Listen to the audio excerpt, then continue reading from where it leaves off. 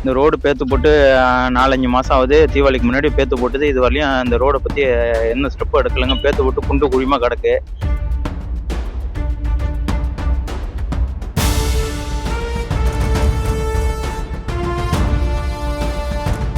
சைக்கிளில் போனால் கூட பசங்க கீழே விழுந்துருதுங்க. சைக்கிளில் போகிற ரோடு சரியில்லாதனால. மயிலாடுதுறை மாவட்டம் பூம்புகார் சட்டமன்ற தொகுதிக்கு உட்பட்ட சேத்தூர் ஊராட்சியில் சுமார் 1500 குடும்பத்தினர் வசித்து வருகின்றனர். இப்பகுதியில் சுமார் 3 கிலோமீட்டர் தூரம் உள்ள ஊராட்சி சாலை சேத்தூர் மக்கள் மட்டுமின்றி பக்கத்து ஊராட்சிகளான பெரம்பூர், விளாகம் ஊராட்சிகளை சேர்ந்த பொதுமக்களும் பயன்படுத்தி வருகின்றனர். மேலும் திருவாரூர், காரைக்கால் மாவட்ட மக்களும் மயிலாடுதுறைக்கு செல்ல முக்கியமாக பயன்படுத்தும் பிரதான சாலையாக இந்த ஊராட்சி சாலை உள்ளது. கடந்த 10 ஆண்டுகளுக்கு முன்பு போடப்பட்ட இந்த சேத்தூர் சாலை தற்போது குண்டும் குழியுமாக மாறி கப்பி கற்கள் பெயர்ந்து சேதமடைந்து காணப்படுகிறது.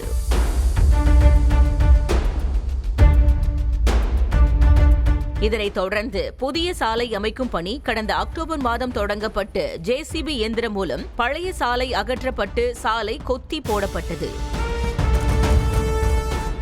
ஆனால் 4 மாதங்கள் கடந்தும் புதிய சாலை அமைக்கப்படாததால் தற்போது கொத்தி போடப்பட்டு கப்பி கற்கள் பரவி கிடக்கும் சாலையால் பொதுமக்கள் கடும் அவதியடைந்து வருகின்றனர். குறிப்பாக பள்ளி, கல்லூரி செல்லும் மாணவர்கள், முதியோர் மற்றும் இருசக்கர வாகனத்தில் செல்வோர் அதிக அளவில் பாதிக்கப்படுகின்றனர்.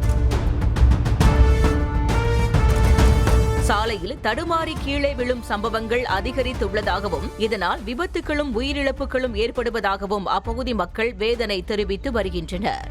இந்த ரோடு பேத்து போட்டு 4-5 மாதம் ஆகுது. தீபாவளிக்கு முன்னாடி பேத்து போட்டது. இது வரையும் அந்த ரோடை பற்றி என்ன ஸ்டெப்பும் எடுக்கலைங்க. பேத்து போட்டு குண்டு குழிமா கிடக்கு.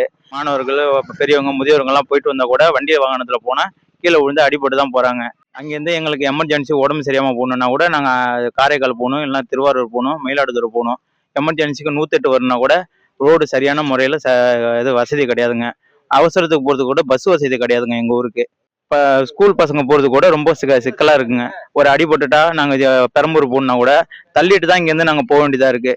2 வீலரில் போயிட்டு வந்தால் கூட ஆக்சிடென்ட் ஆகுது. வண்டியிலேருந்து கீழே விழுவுறாங்க.